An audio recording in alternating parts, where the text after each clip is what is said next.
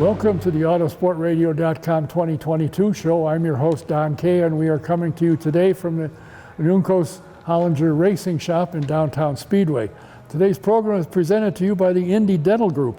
500 veteran Dr. Jack Miller and his wife, Dr. Liz Lewis, have one of, if not the top dental practice in the state of Indiana. They have 5 offices, and the people that they have are tremendous. If you need dental work, this is the place to go. They can handle anything. Give them a call, make an appointment. The number is 317-846-6125. We're also brought to you today by the VP Insurance, located 5004 West 16th Street in Speedway. If they can help you with any of your insurance needs, call Tom or Mike, and their number is 317-248-0070. That's VP Insurance at 5004 16th Street in Speedway, just about a mile west of the Speedway. And we're brought to you by SVRA.com. SVRA is the vintage racing and have rebuilt the Trans Am series. Tony Perella has taken it over and is back to as good or better than it was originally. You want to check out events they have coming or what's going on, you need to go to SVRA.com, click on the schedule button, and while you're there, check into the Speed Tour Quarterly magazine. It is phenomenal. And you can subscribe to it. It's great. You'll enjoy it. Great stories, great pictures. That's SVRA.com. Welcome. We are today in the Juncos Hollinger Racing shop, as you can see, and behind us is only a few of the trophies that this team has acquired over the years. And when they had the grand opening, I told the owner, Ricardo, you got two problems actually. So what's that? I said, one of them, you don't have, the trophy cases are not enough and they're not big enough. Number one, and number two is you've only been here 15 years and this is what you got. I've been here 80 some years and I couldn't afford the door. But they are continuing on and have going in a new direction now, so everything's great. I'm going to talk to you first, Ricardo. You came from Argentina when the economy collapsed. In fact, I think your family business went down as well in the automotive business. And your grandmother gave you $400 and said, have a good time. And here you are. I mean, you had a job almost immediately, didn't you? Yes, actually, it's amazing. It's been 20 years. In May this year was 20 years ago when that happened. And I still don't believe it. So I actually, I don't want to look back too much because it's obviously, you see sometimes the good things, but it's obviously tough times as well. And to get anything in life takes sacrifice and things, I don't know, quite some way. Sometimes it's not the way you want it, but I always said the same. I lost everything in Argentina, as you said. My grandmother gave me everything she has, actually, that was $400 to have something to actually to cross immigration because I cannot come in with nothing, right? But that was actually the poor story. I had nothing, and then this country welcomed me with open arms and gave me opportunities. I found a job, like you said, the day after I came, in a wood shop to do houses and put in doors and windows. That's what I was doing for 10 days. But then after that, I found my opportunity in the go-kart team as a mechanic. And since then, what for me at the beginning was maybe 2 weeks to see what happened, ended up being 20 years, and here we are. So it's quite surprising. It's amazing. And the people that I've talked to that knew you early on said, we want to be with Ricardo because he knows what he's doing, because you became the team manager very quickly. Yeah, in Fittipaldi, they gave me the chance as a mechanic. 3 months later was a crew chief, and then 7 months later, probably I was team manager for Christian Fittipaldi and Andre Martins, and that was obviously big task for me at the moment. It took me 2 years to speak English, so at the moment I didn't speak in anything. So the customers and some dads helped me out every time to the translation. So every time I walk, I gotta have someone with me to help me out. That was very difficult, but give me the chance to see the business side of United States as a country. Everything is so different, everything. The taxes system, the everything. You have no idea. So it's not just the culture's way and the language, everything is different. So it's a huge learning process every minute that was in this country for the first, I'm still learning. So, but at the beginning for the first 2 years was very, very hard, but that was a huge help for me to become the team manager to learn a lot, you know. Well, one thing you haven't learned is when I call, you don't say no. When I call and you're available, you're here. Now, during your career, you started out in the Road to Indy program, and as you can see from the trophies, you've done very well. You've got guys like Connor Daly, Renus VK, Spencer Piggott. I mean, there's been Kyle Kaiser, guys that come through here and moved on to which is what the idea was. You've been very successful.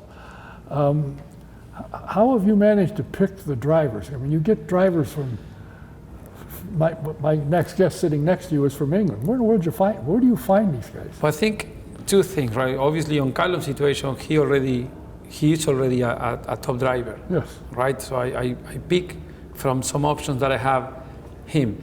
But on the road to Indy, I always believe you can take a kid 10 years old, 12 years old, and you should be able to work with the driver. And even if they don't have the top talent, you still can be able to win races at the moment, at least. And some of them can become a champion anyway. The difference to talented driver to not talented driver today days are shorter. I think because the technology, the data analysis, so if someone doesn't know much, you can follow his data and, oh, shit, this is what he's doing, and you can actually get higher. Back on the day, you don't have that. So Fangio, or, Ayrton Senna and all those guys, and back on the day, Jim Clark and all those, Jackie Stewart, they are very, very good. So how they were driving, nobody really knows. They are the only one knows. So the difference between talented versus not talented before was huge. Now it's so close.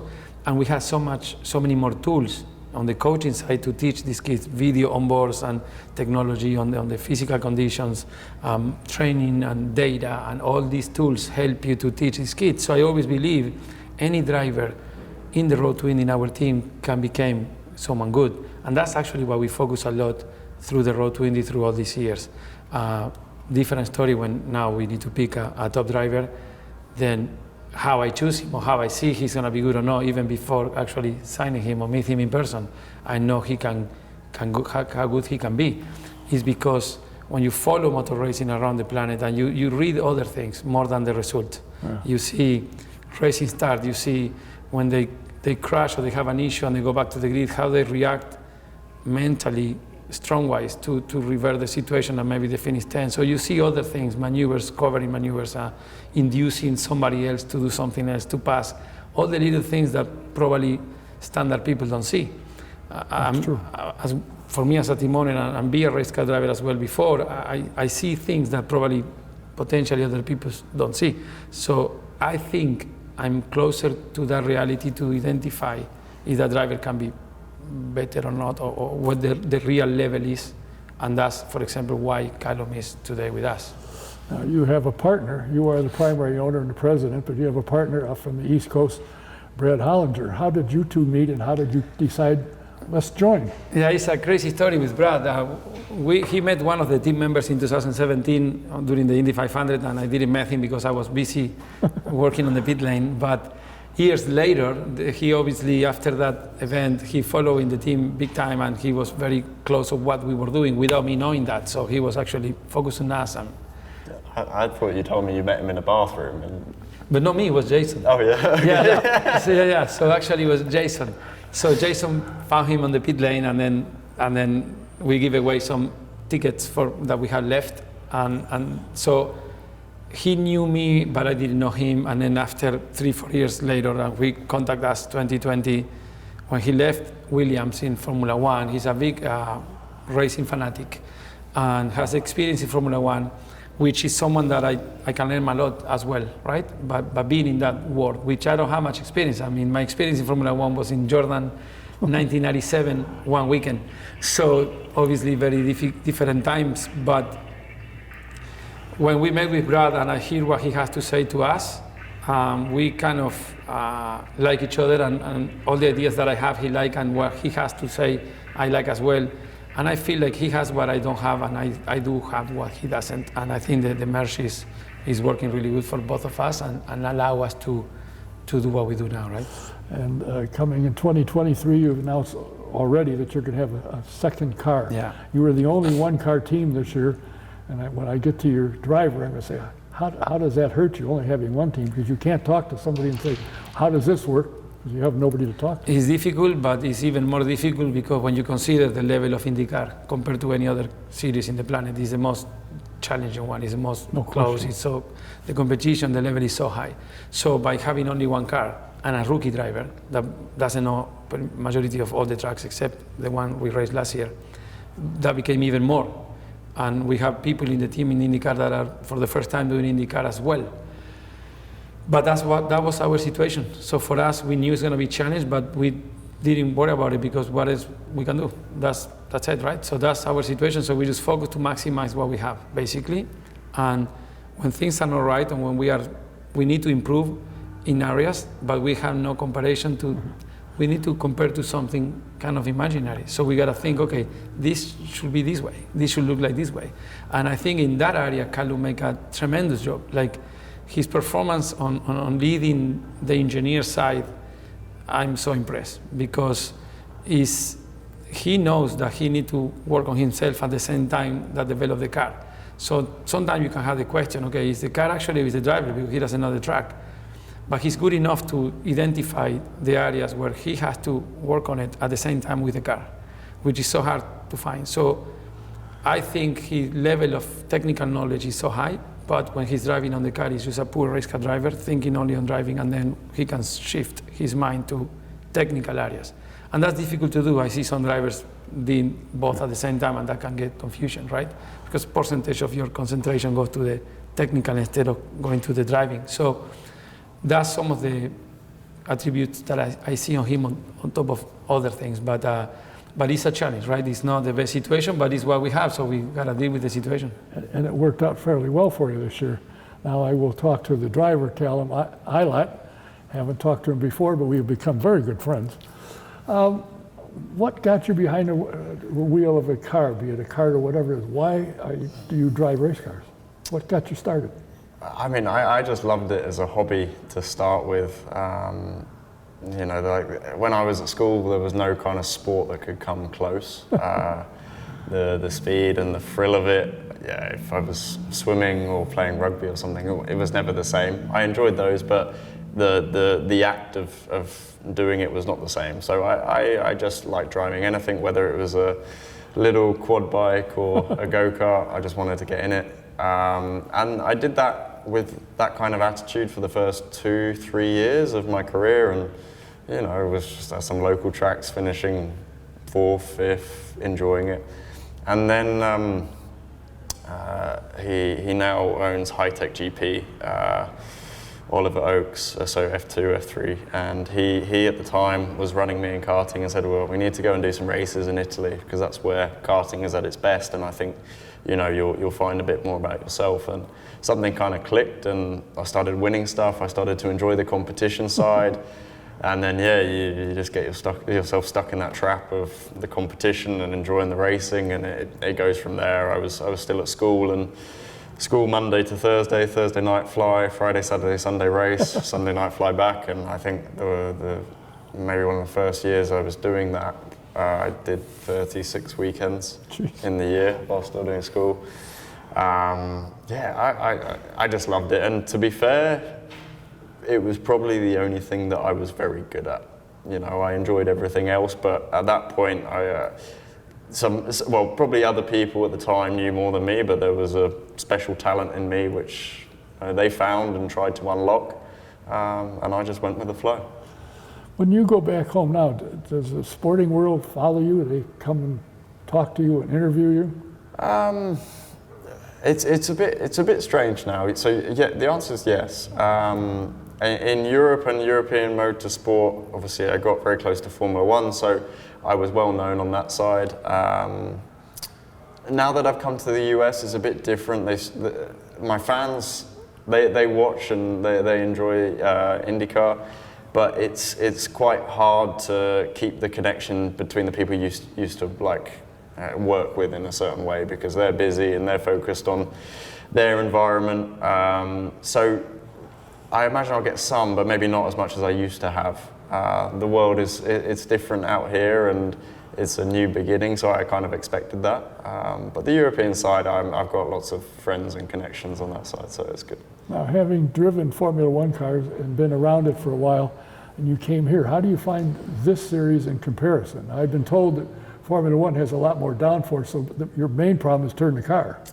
Yeah, it's going to stick. You just yeah, turn it. They stick.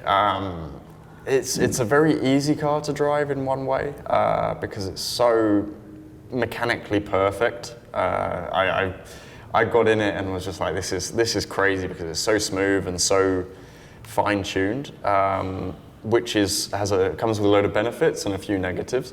And yeah, it's an incredible car which nothing else comes close. That's the simple way to put it.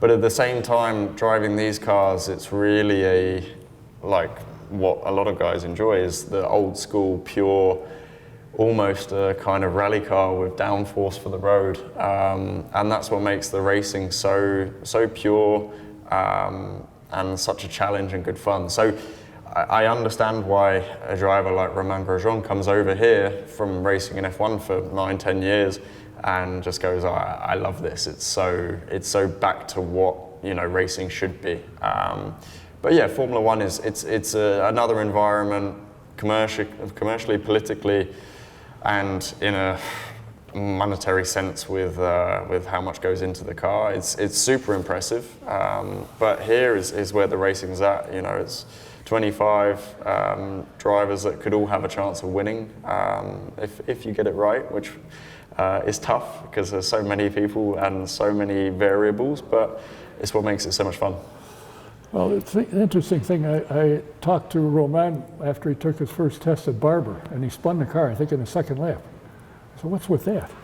He said, I didn't realize you have to drive these cars. It's not stuck to the track. I learned a lesson, which he did, obviously. And Eric and Felix will come and they really enjoy it because there's competition. You're not back at the back and you're going to be there. Here you can win on any given day. And you've done all right. You started on a front row in the last race of the year. You've done well with one car. How do you think a second car will help you and the team? Look, I would have loved a second car this year. I think that would have helped me and helped the team massively, but we could never have been in that situation. It wouldn't have been possible to have for this year. But for next year, yeah, I think obviously a lot of it has, the foundations have come this year, and I think we've come a long way, and in a lot of ways further than we should have. And in other ways, I wish we could have done a bit more at certain times, but there's always situations like that.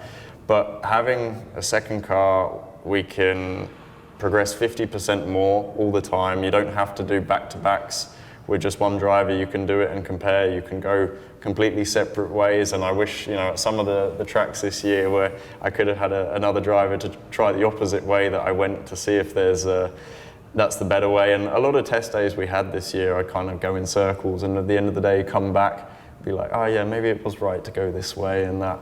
So no, it will help in a number of ways. And I think, if I was in a team with Will Power, Scott McLaughlin and Joseph, you have the best of the best to compare to. So for sure you can come in from the second practice session and be like, okay, I'm missing 1/10 here, half a tenth here, where I have nothing. So I just have to guess and go, maybe I could go a bit quicker here. I don't know, I don't have anything to see. And I think in a series like this, everything matters, and you see how close it is at Portland, at Laguna, when we get there 200ths to pole.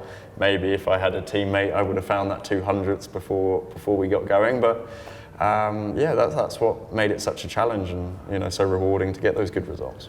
It's interesting to watch the top to bottom in Formula One, and there's quite a difference between this. But you go to IndyCar, and a lot of times you have 25 cars within 1.5 seconds.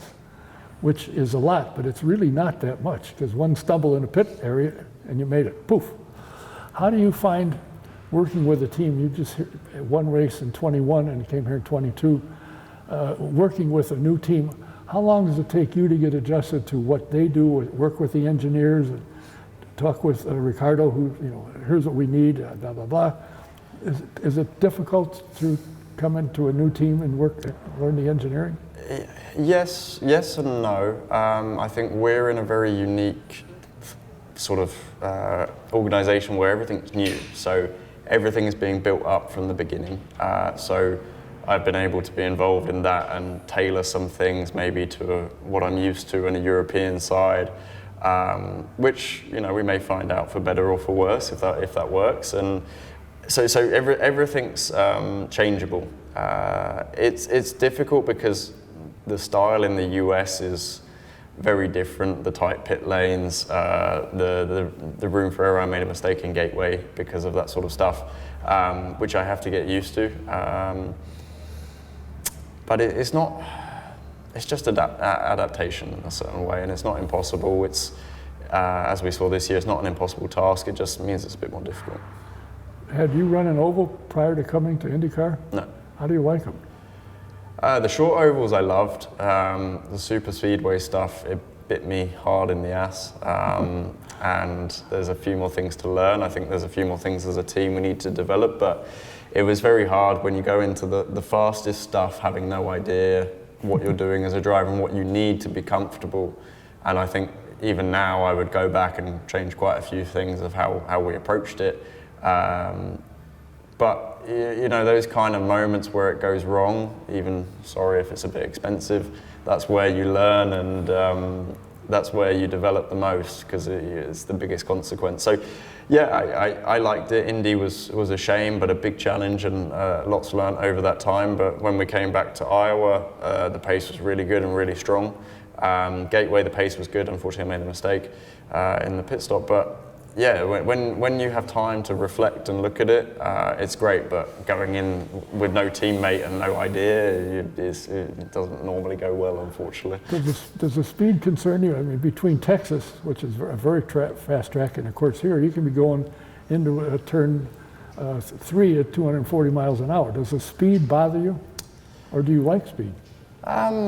It didn't bother me. The difficulty I found at Indy was the trust in the other drivers, because obviously you're so close at that speed, and you're so on the edge with the car. So you're going into a corner, and it's a bit of a game of chicken, because you never get fully past. So you kind of end up a bit on the outside, and you've got this guy there, and you're like, is he going to lift? Am I going to have to lift? And especially when you're not fighting for the lead in the last lap, you've got to have the trust that guy's going to back off, or you've got to give him enough space and he's not going to creep up. And that's the difficulty that I had, because I don't trust many people anyway, so having to trust 24 other people in cars at 240 miles an hour is not the easiest thing. But well, I hope you trust Ricardo, because you're looking for another driver. Will Callum have an input into the driver you bring in, somebody that he may or may not know or know about? Have some input that I can work with him, because he and I are. Yes, for sure. I'm talking to him all the time. We are a team. It's not like just a dictator where in this team. Never was and never will. So we talk a lot with the team managers, the technical director, Callum, myself, Brad as well. It's not an easy things to do today. To find the drivers at different areas that need to be aligned to sign a driver. It's just not just analyzing the driver itself. It's many other aspects that need to be considered. But of course, his input is considered big time. It's interesting to see when I think about when you first came here, what you have accomplished. And I've talked to guys who say, I'd like to, who have the money and love racing. I'd like to start a team, but I don't know. So don't tell me that you can't, because it can be done. Now, obviously, you brought some experience with you, which some people don't. Well, I saw teams that they start brand new, even in Road to Indy, with a lot of money behind, and they start a team from zero, but with no experience, and it's quite hard, very, very difficult, because they think that it's so many things behind the scenes that no one really see when you are in a race weekend. So I think for me the advantage was everything that I did in Argentina with my own business there, and then here I start with one go-kart. 8 years old driver driving a cadet chassis, and then 2, and then 5, and then 6. So I make a lot of mistakes through the years, but the price that I pay for those mistakes was small in consideration. If you make a big mistake at this level, we will collapse. So it takes years to learn a lot of things, not just the racing side. It's just a lot going on, and it's quite difficult. In a racing team this size, we have to have quite a lot of things, not just the driving side, the technical, the administration, the legal side, the design, marketing, so it can go on and on, right? The the technical, the mechanics, obviously the physical conditions now, not just for the driver, for the guys over the walls and all that. So you keep adding things to the team that everything has to work. It's like the race car itself. Every bolt and nut in the race car has a reason to be in. In the racing team, in the business as a whole, every piece is the same. So everything has to be right, everything has to be aligned and proper to become someone like Roger Penske probably, right? To add a second car, do you have the crew? Is it tough getting crew mechanics? It's tough getting mechanics worldwide, I think. After pandemic, even harder for whatever reason, but we are in that process obviously now, interviewing a lot of people and making sure we find the good ones, the one we like. More on the human side as well, not just, I always say that, right? Not just what they can know or not on the technical side, but the human side is very important. And we are in that process. Well, you know, it sounds like, and I've heard, and I know guys that work for you and have driven for you, you know, you're very organized. You do something for a reason. You don't do it just for the hell of it. You do it for a reason. You have a plan, and you make it work. Is Ricardo's team similar to the teams you've driven for in the past? Does he go about things in a similar situation, similar direction, or has he got his own method? Oh, he's definitely got his own method. We call him Mr. Yesterday because he wants everything yesterday. No, at the end of the day, to run a race team successfully, you have to run it in a certain way, and kind of there's a baseline that every successful team manages to follow, and we are within that. But you know, Ricardo is an individual man. He's obviously come from, I would say, a different pathway to anyone, and I respect that a lot. And the way he's done it, it's difficult because, like you said, you know, as a team, as a person, you're always learning.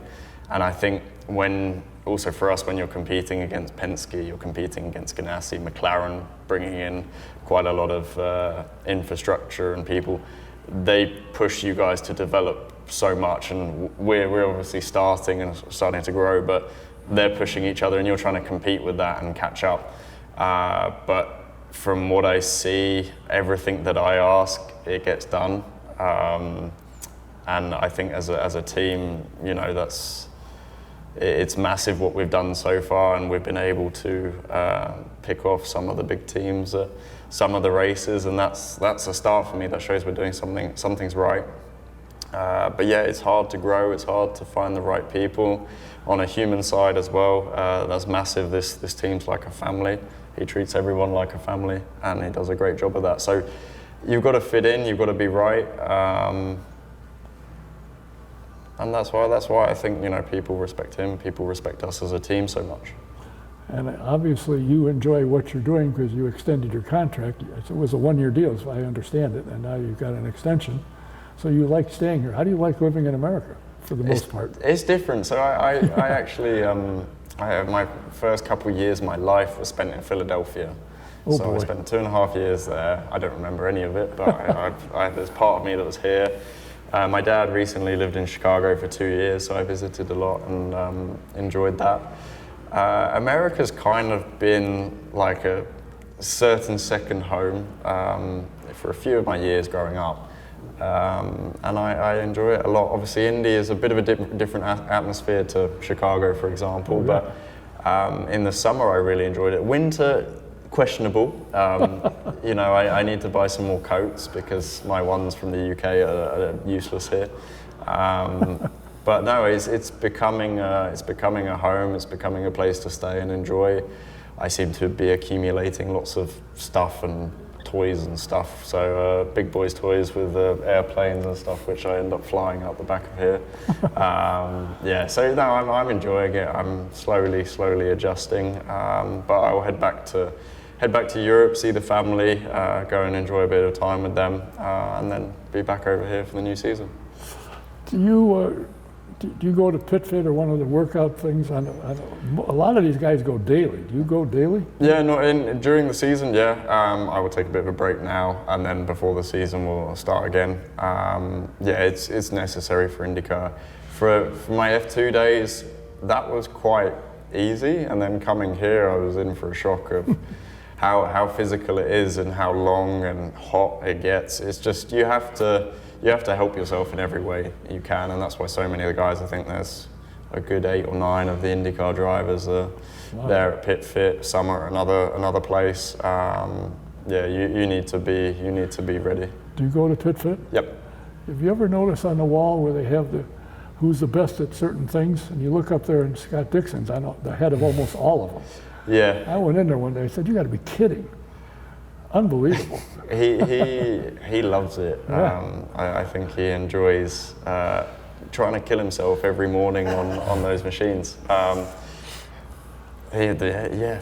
respect him for that, but also think he's a bit strange for that. But. Yeah, but see, when you get 6 championships, you're going to say, well, maybe it works. It works, maybe it does. Well, I think it's interesting coming together like this. And again, have you got drivers lined up to test now, or are you still looking worldwide for who you might pick?